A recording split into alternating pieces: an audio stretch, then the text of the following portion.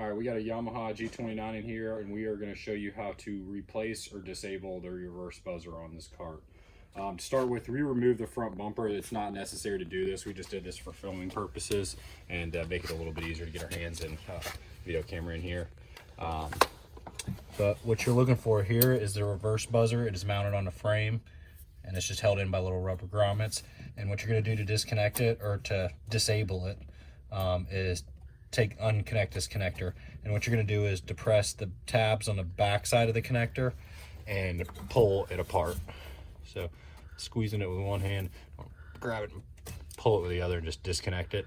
So if you just disconnect it, it's non-functional. It'll stop buzzing right there. If you need to replace it, what you're going to do is just grab it, and then there's little rubber ears on each side of that, and you literally just pull the tabs out of it, and you can swap the unit out if you need to at this point. But right now we're just doing a delete. We're tired of hearing the reverse sound, so that's a quick video showing you how to do it.